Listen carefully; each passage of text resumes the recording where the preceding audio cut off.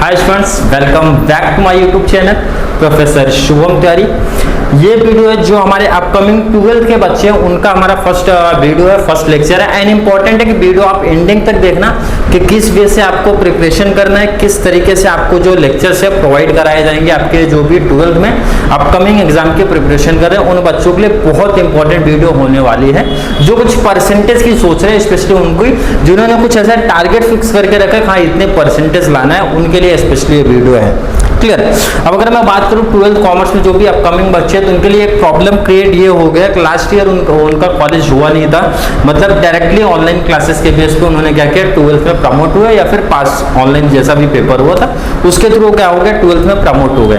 But अगर बात करें प्रैक्टिकल नॉलेज तो कुछ मिला नहीं, मतलब कॉलेज गए नहीं तो कुछ यहाँ पे बच्चों का हुआ कि एंजॉयमेंट नहीं मिला, कॉलेज देखने नहीं मिला, इतने टाइम से वेट किया कॉलेज जाना है बट कॉलेज जाने मिला नहीं है। बट पढ़ने लिखने वाले बच्चों के लिए क्या हो गया कि कुछ जितने भी सब्जेक्ट है, अभी कितने ऐसे स्टूडेंट्स हैं जिनको ढंग से सब्जेक्ट भी नहीं पता होंगे कि हमारे 12th में कितने सब्जेक्ट हैं। बहुत सारे लोअर स्टूडेंट्स की मैं बात करूं तो उनको ये भी नहीं पता होगा कितने सब्जेक्ट्स हैं।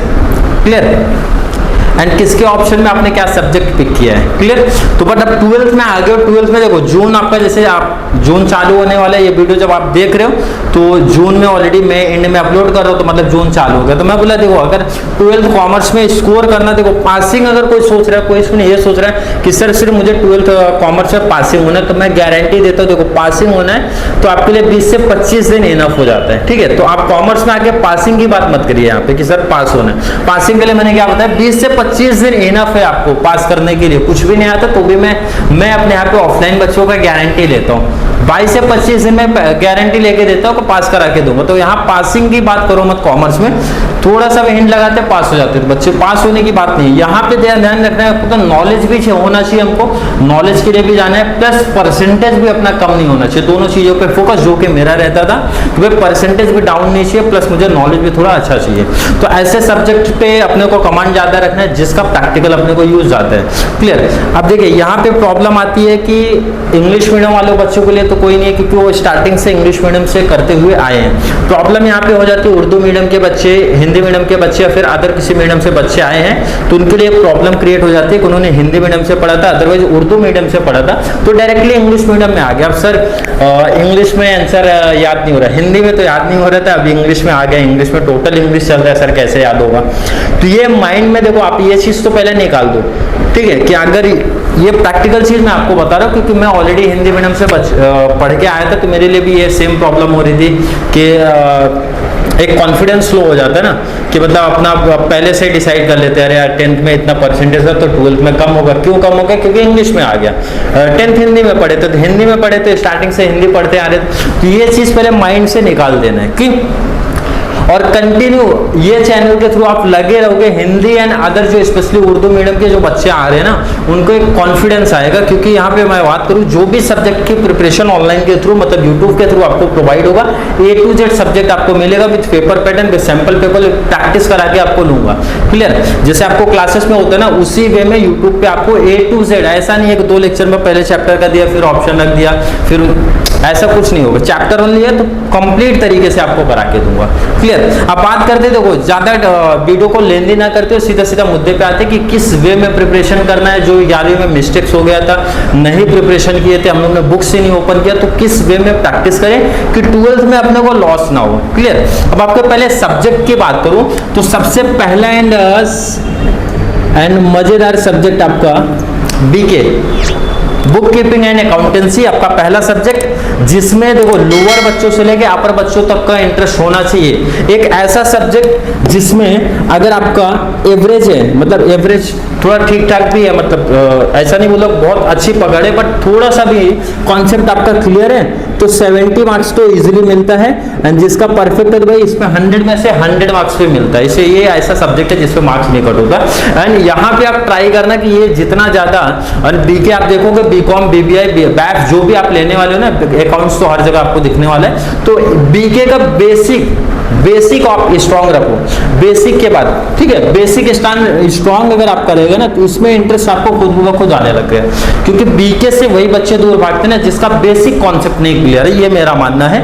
जैसे मैथ से वही बंदे भागते हैं ना जिनका बेसिक नहीं क्लियर है। अब आपका बेसिक ही नहीं क्लियर है तो कॉमन सी बात है इंटरेस्ट कम आएगा।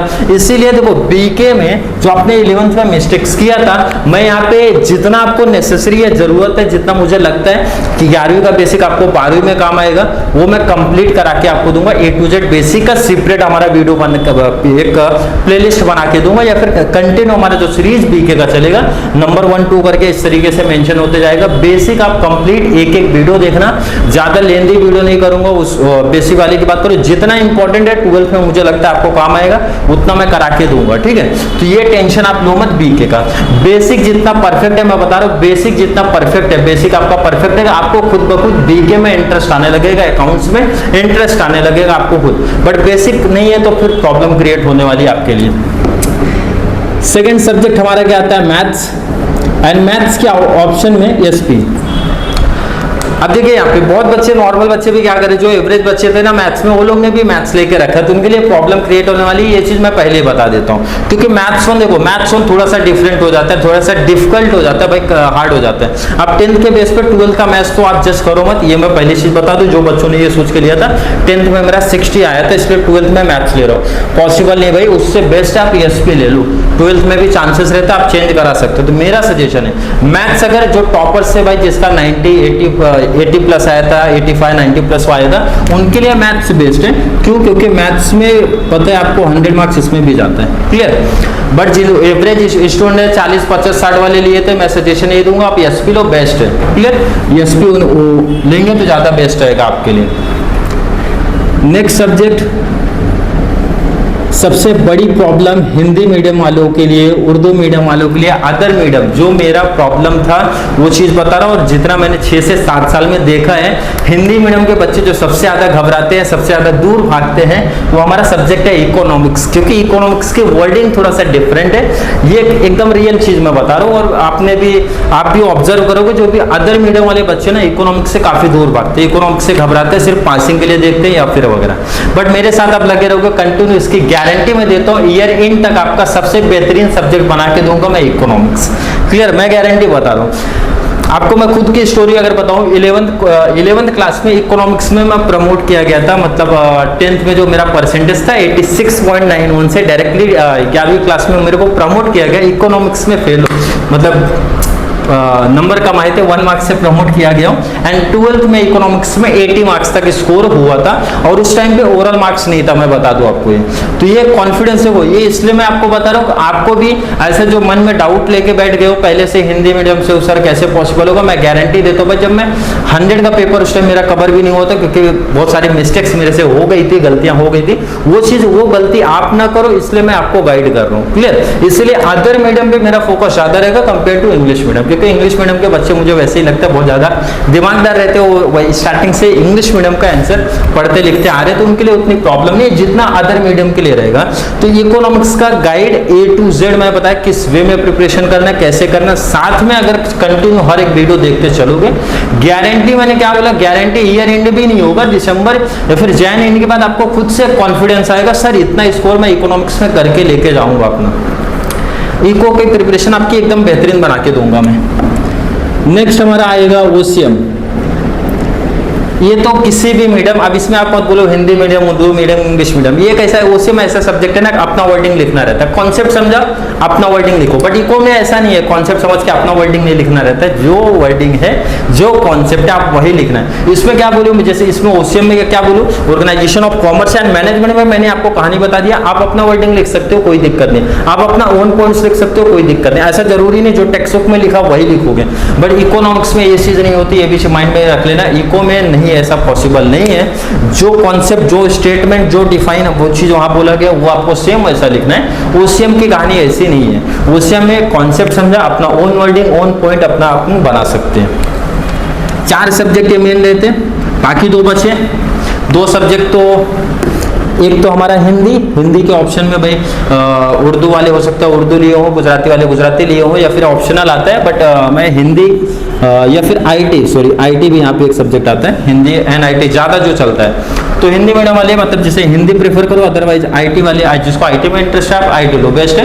आईटी वैसे भी मैंने सुना है, आईटी तो मैंने लिया नहीं था, मैंने हिंदी पिक किया था यहाँ पे, क्योंकि मुझे पता था हिंदी में 80 to 85 इसलिए स्कोर कर ले जाऊंगा, क्योंकि मैं हिंदी मीडियम का स्टूडेंट था, इसलिए मैंने आईटी की तरफ फोकस ना करके हिंदी फोकस किया, एंड जो भी डिसीजन लिया था उसका राइट आंसर मुझे मिला था। बट जिसको आईटी में इंटरेस्ट है मैं सजेस्ट करूंगा आईटी आप प्रेफर करो, क्योंकि आईटी का पेपर पैटर्न आप देखोगे, आपके एक तो एडवांटेज आपको इसका मिलता है कि आईटी का पेपर जो होता है आपके कॉलेज में होता है, सेकंड 60 मार्क्स का आई थिंक इसका एमसीक्यूज आता है, तो ये एक एडवांटेज इसका रहता है। एंड सेकंड लास्ट जो हमारा सब्जेक्ट है वो आपका इंग्लिश है, ठीक है, हिंदी इंग्लिश, इसको तो लास्ट में भी 4-5 पेपर से प्रैक्टिस किया तो हो जाएगा, ठीक है। प्रॉब्लम इधर है किसकी प्रिपरेशन किस वे में करे, कैसे करे तो अपने को बेनिफिट होगा। मैंने क्या बताया, अगर 15 जून तक आपने कुछ भी नहीं किया, मतलब 12th की बुक छुआ भी नहीं है, कोई दिक्कत नहीं है, मैं बता रहा हूँ कोई दिक्कत नहीं है।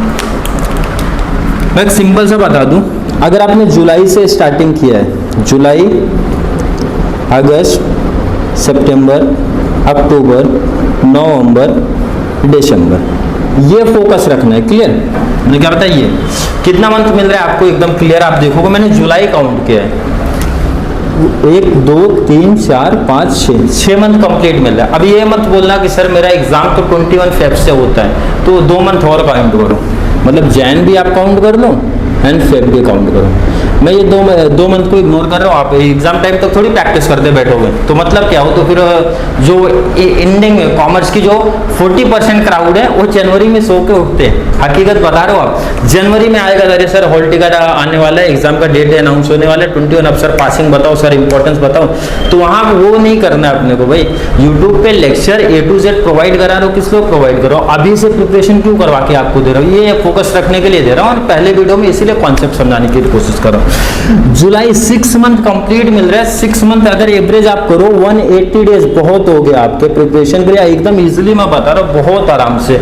ऐसा कभी मैं बोलता ही नहीं कॉमर्स के स्टूडेंट को स्पेशली 4 घंटे पढ़ो, 6 घंटे पढ़ो, 8 घंटे पढ़ो, मैं कभी सजेशन नहीं देता हूँ। 2 घंटे से 2.5 घंटे, मैक्स टू मैक्स 3 घंटे बहुत हो गया, 3 घंटे मैं बता रहा हूँ बहुत हो गया, उससे ज्यादा आपको पढ़ना ही नहीं है। बट हाँ ये चीज है कि 2 घंटा तो पढ़ना ही है, तो फिक्स है, एंड 3 घंटा मैक्सिमम मैं बता रहा हूँ। बट अपने को यहाँ पे एक मिस्टेक जो बच्चे कर देते मालूम है, कंटिन्यू नहीं रखते, मतलब लगातार नहीं पढ़ते, आज पढ़े तो कल गैप दे देंगे, या फिर आगे चल के गैप दे रहे, तो वो प्रॉब्लम क्रिएट होना ही है। अगर आपने टारगेट रखा 80-90 का टारगेट रखा तो फोकस मैंने सिंपल से बताया, 2-3 घंटे का डेली का आप शेड्यूल फिक्स कर लो।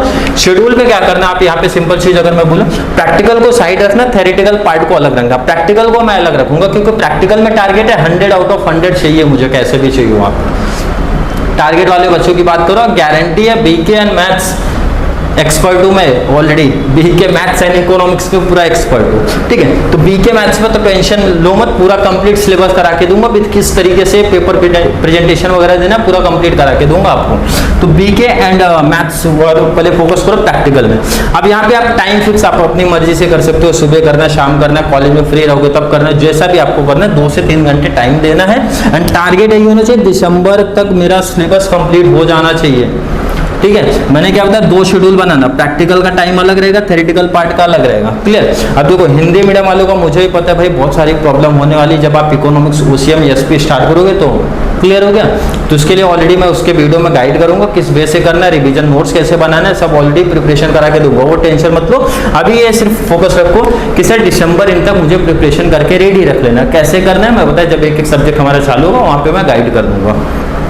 एंड सीक्रेट हमारी कंटिन्यू एक प्लेलिस्ट बना के दे दूंगा आपका, 12th book keeping, 12th mathematics, 12th economics, OCM वगैरह, तो उस वे में आपको प्रिपरेशन करते हुए जाना है। टारगेट मैंने क्या बताया, दिसंबर तक हमको अपना सिलेबस कंप्लीट करना है। दिन जैन से जैन में आपको क्या करना है मालूम है, जितने ज्यादा प्रैक्टिस सेट, जो बच्चे मिस्टेक्स करते हैं प्रैक्टिस सेट सॉल्व करके ही जाना है, सबसे इंपॉर्टेंट जो मिस्टेक्स होता है, नहीं तो टाइम मैनेजमेंट की प्रॉब्लम एग्जाम में होती है। आप सोचोगे मैं डायरेक्टली मैं बोर्ड एग्जाम में बैठूंगा तो फिर प्रॉब्लम क्रिएट होने वाली है, जो मेरे साथ गलती हुई थी, मुझे भी ज्यादा कॉन्फिडेंस था कि मेरा पेपर कवर हो जाएगा बोर्ड एग्जाम में, और आपको बता दो हिंदी छोड़ के बाकी मेरा कोई पेपर कवर नहीं हो पाया था। तो ये मिस्टेक्स आप मत करो, ओवर कॉन्फिडेंस में आ जाओगे तो ये सेम प्रॉब्लम हो सकती है, जैसे मेरे साथ हुआ था, बहुत पछताना पड़ गया था, काफी परसेंटेज डाउन हो गया था जितना मैंने एक्सपेक्ट किया था। तो चीज आप मिस्टेक्स ना करो, जो गलतियां जो मिस्टेक्स मुझसे हुई है वो हमारे जो भी आने वाले स्टूडेंट्स हैं, बच्चे हैं, वो मिस्टेक्स ना करे, इसलिए मैं आपको गाइड करता हूँ। जैन एंड फेब में आपके ऊपर जितने ज्यादा प्रैक्टिस सेट आप कर सको, एंड जैन फेब में आप रिवीजन नोट्स में थ्योरेटिकल पार्ट का बना के दूंगा, प्रैक्टिकल का भी कैसा करना वो भी बता के दूंगा।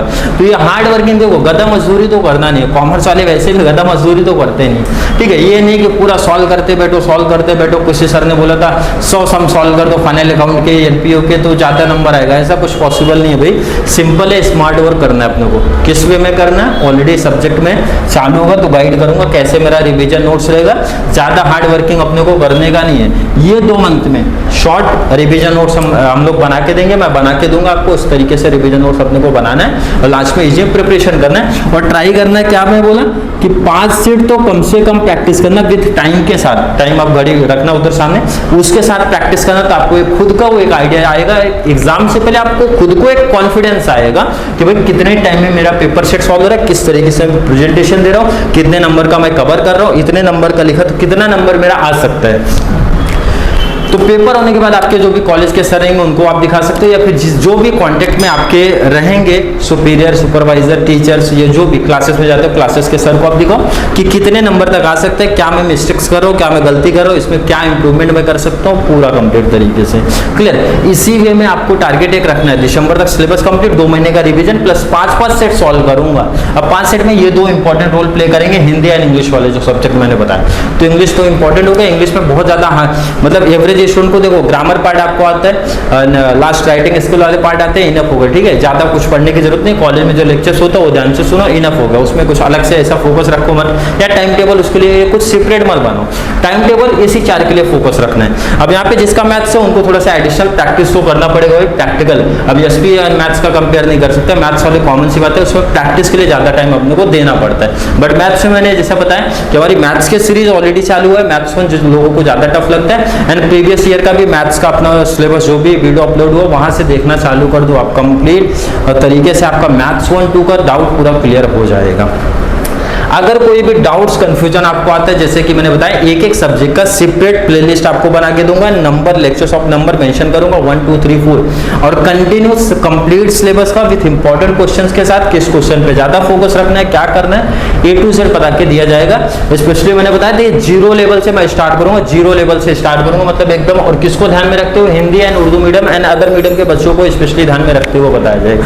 मतलब जो मेरी लैंग्वेज रहेगी ना वो एकदम इजी लेवल की रहेगी, ऐसा नहीं टेक्स्ट बुक का लेवल का डायरेक्टली पढ़ाना चालू कर दिया तो मतलब नहीं, वो तो आपके कॉलेज के प्रोफेसर सर लोग भी पढ़ाते हैं। तो जो लेवल रहेगा एकदम इजी, मतलब छोटे लेवल से स्टार्ट होगा कि आपको इजी वर्डिंग में समझा के दूंगा कि आपको कॉन्सेप्ट पूरी तरीके से समझ में आ जाए। बस आप क्या करना है कि कंटिन्यू यूट्यूब पे मतलब चैनल को सब्सक्राइब करो, ताकि जो भी आने वाली वीडियोस है उसकी अपडेट आपको मिलती रहे। अपने फ्रेंड्स और सर्कल को ज्यादा से ज्यादा शेयर करना, क्योंकि जितने भी इंपॉर्टेंट टिप्स है, जितने भी इंपॉर्टेंट नोट्स रहेगा आपको प्रोवाइड कराते रहूंगा, लेक्चर्स प्रोवाइड कराते रहूंगा, जिससे आपका 12th इजिली मैं बता रहा हूँ क्लियर हो जाए, एंड आपने अगर कुछ परसेंटेज सोचा तो परसेंटेज आप अचीव कर पाओ। तो चलिए मिलते हैं नेक्स्ट। एंड मैथ्स वाले मैंने बता दिया, मैथ्स का ऑलरेडी वीडियो चालू हो गया, तो मैथ्स को आप फोकस करते रहो, एंड बाकी जो हमारा अदर सब्जेक्ट का चालू होगा तो ऑलरेडी मैं न्यू प्लेलिस्ट बना के आपको दे दूंगा। तो चलिए मिलते हैं नेक्स्ट क्लास में जहाँ पे हमारा सिलेबस स्टार्ट होगा। Thank you so much.